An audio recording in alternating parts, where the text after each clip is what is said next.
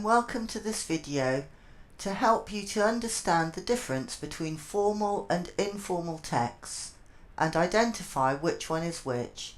This is to help you with your Level 1 and Level 2 functional reading exams.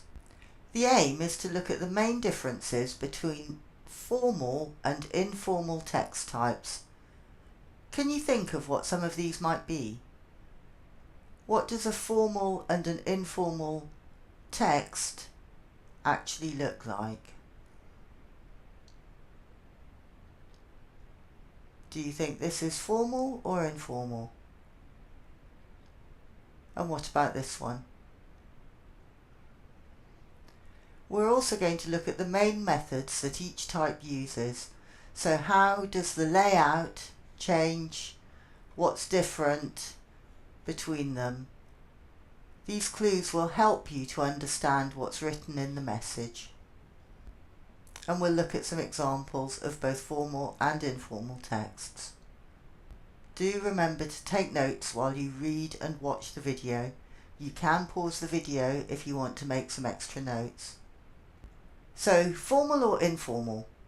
Whether a text is formal or informal depends on a few things. Who the text is for, the intended audience. If you're writing to a friend or a family member, it's probably informal. But if you're writing to a business or an organisation or your boss or a future boss, hopefully, then it will be a formal piece of text. What its main message is, so the purpose of the text. Where the text is written, and it often is the context that will tell you whether it's formal or informal. Is it an official letter, an email, a text? Is it on Facebook? All of these points are linked and they help you to recognise formal and informal texts. So here are some examples. Can you think of what types of messages might be informal? Okay, we have text messages, personal letters and postcards, notes, emails to friends, social media, Facebook, Twitter, YouTube, blogs, some magazine and newspaper articles, fiction books. Many advertisements are informal. You can check the other video about text type and text purpose for examples of some of these. So informal text doesn't follow such fixed rules or regular patterns as formal text, though there are still some. We'll look at formal texts in a minute. Informal text uses words and sentences that are more like when you're speaking. These are often shorter than informal text. Punctuation, layout of text and use of capitals can all be less important in informal text than in formal text. You can use contractions, abbreviations, short forms of words, and even miss words or use emojis. Do remember that there are different levels of formality as well. It depends who the text is for. Let's have a look at an example. Here's an informal letter. It doesn't use any opening phrase for a greeting. It just goes straight into the letter. It's used the short form of the word telephone. There's an exclamation mark to give emotion. The formatting's terrible. The paragraphs don't seem to make much sense. There are big gaps where the numbers are. It hasn't used capital letters. So none of these things would be present in a formal text, but it's fine in an informal text. And finally, not a fixed way to end. Here's another example. So some examples of formal texts. Can you think of any?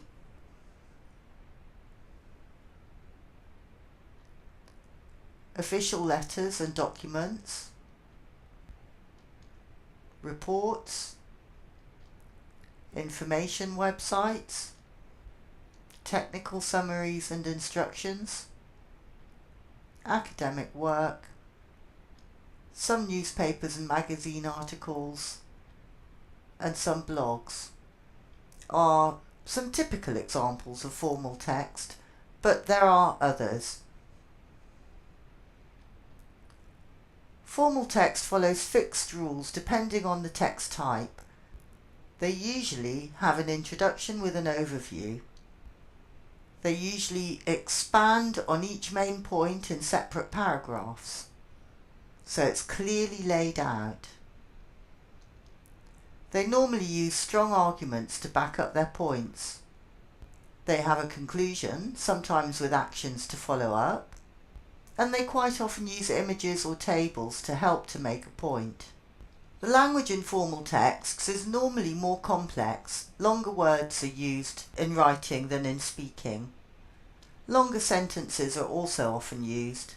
Formal writing often uses fixed phrases for different situations. For example, yours sincerely or yours faithfully or best regards at the end of a letter. Full words are used, not contractions or abbreviations. For example, we always say I am, not I'm in formal texts. Punctuation, commas and full stops and layout, sentences and paragraphs are all important, so is using capital letters correctly. So what do formal texts look like? Let's have a look at their layout. This has an introduction. It uses a picture. It has an overview. And then it goes into the main information and details that are clearly structured using headings, bold and different colours. And then there is a conclusion and more information. It also uses formal vocabulary. Words like throughout and however. It also uses longer and more complicated sentences. Sentences that you wouldn't use when you're speaking. So for example, however, if you're seeking to vote in a specific election, there will be a deadline by which you must have registered that will be determined by when that election is to be held. That's not normally something you would say, but it's a very typical sentence in formal writing. So formal letters follow a very strict format layout. At the top you put your name, followed by your address, your contact details, the date, then the name and address of the person you're contacting. You use a fixed phrase to open the letter. If you know the person's name, you say Dear Mr. or Mrs. and their surname. If you don't know their name, you can write Dear Sir or Madam or to whom it may concern. You'll practice that later in the practice activities.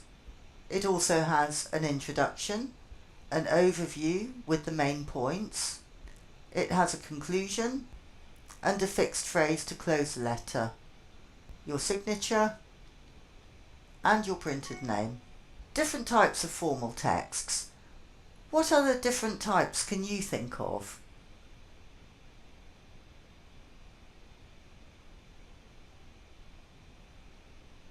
What do you know about each one? What do you know about the layout, the language that it uses? What are their rules or conventions? We're going to have a look at some different types. Emails. What do they look like? Are there fixed places to put information? Do they use specific language? Try to imagine what an email looks like. Memos. What do they look like? Are there fixed places to put information in them, and do they use specific language? Notices. What do they look like? Are there fixed places to put information, and do they use specific language? What about instructions? What do instructions normally look like? Where did you last see instructions? Do they follow particular patterns? Do they use special language? Do they use special layout? Reports. What do they look like? And formal letters, we've just looked at an example. Can you remember where all the information goes? So to summarise, here are some examples of different text types. We're going to look at these in a bit more detail. Understanding how information is presented, the language that's used, and recognising types of layout will help you to find and understand the information you need. It'll help you to understand the message of the text. It'll also help you to be able to write your own. Emails are quite easy because the email screen is pre-formatted, so it helps you to find the information you need. There's the address of the person you're writing to, anyone you're copying to, your own address, which comes in automatically, your contact details via your signature, which appears at the bottom of the email, any attachments, and the opening phrase and content as with the letter. The word, style and content for formal emails are the same as for formal letters. The layout is different, but the information that's there is also the same. So we've looked at the example of a formal letter. They're normally used in a business context and they follow specific layouts and rules. They use polite formal language even if you're making a complaint. They use special words and phrases, and they're focused and main points are clear. Just to remind yourself, that's what you looked at earlier.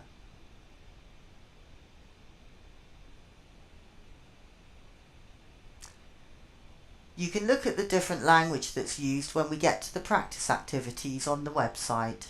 Let's have a closer look at the content of a formal letter. There's a fixed formal opening phrase. When you know the person's name, you use dear and Mr, Mrs, Miss or Ms and their surname. Can you remember what I said you say if you don't know their name? If you don't know their name, you use dear sir or madam, or to whom it may concern. Next is the introduction, as with other formal texts, followed by the main point,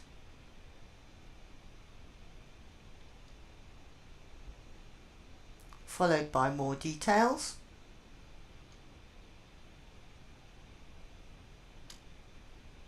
information about any follow-up that's needed,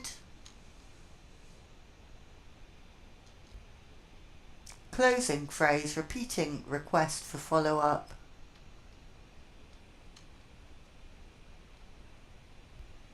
and then signing out phrase.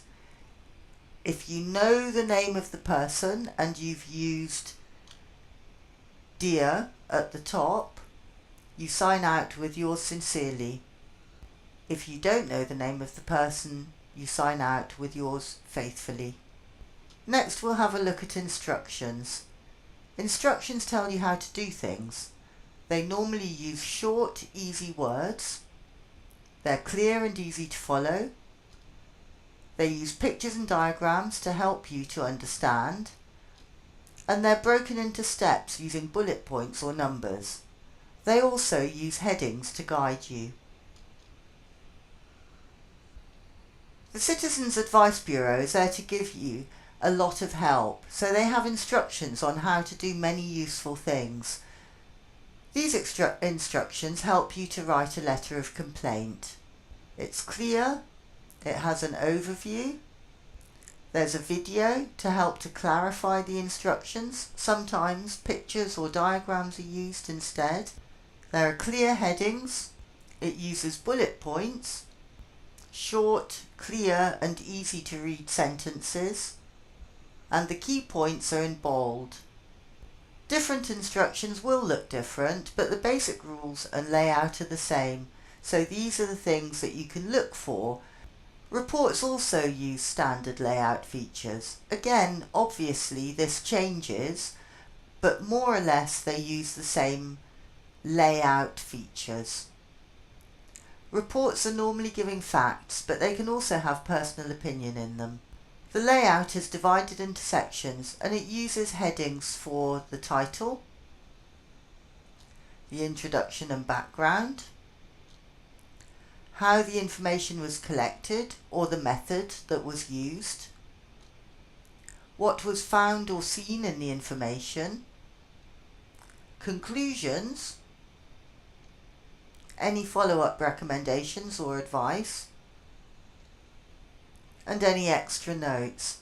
So that's pretty much what reports normally look like. They can also have a cover page, a table of contents, and sometimes additional information. Next, we're going to look at notices. Notices are used to pass information to a lot of people. The layout is normally clear. Key information is highlighted.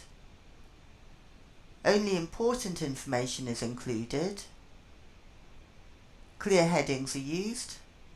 They're easy to understand and find the main points. They're normally colourful or use pictures. And they use polite language. Which of these features can you find in the picture?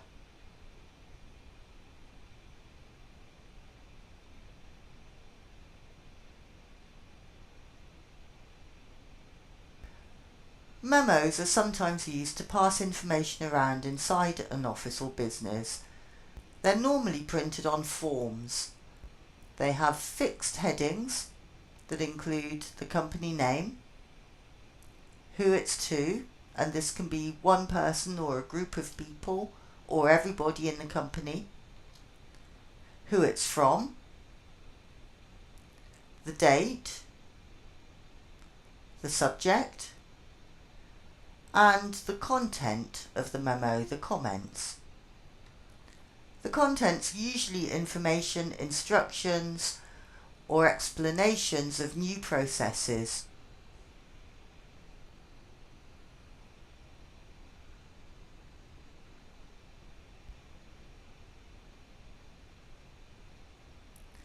So what is formal language? What do we mean by that? Formal language refers to the grammar and vocabulary that you use when you're writing, and it's used in the type of written text that you've just been looking at. It uses special words and phrases. Formal language doesn't use contractions. For example, we would say I have, not I've. Formal language uses full words, not short forms or abbreviations. For example, telephone, not phone. Punctuation, correct use of capital letters, sentences and paragraphs are all very important in formal texts. It's important to be clear and to the point. It's important to use headings or paragraphs to divide up your text. We're going to have a quick look at some examples of comparing formal and informal language vocabulary. Can you think of any examples where you'd use different words for speaking and writing?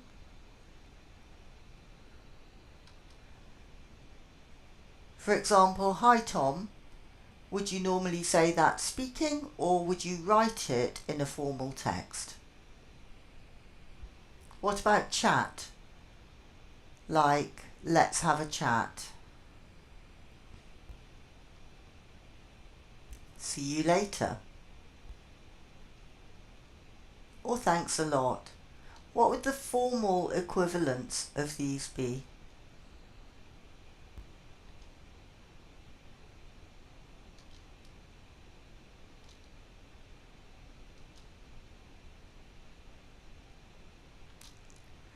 Okay, you're now ready to go to the practice exercises for formal and informal texts. You'll also practice the difference between formal and informal words and phrases more. Good luck and enjoy it.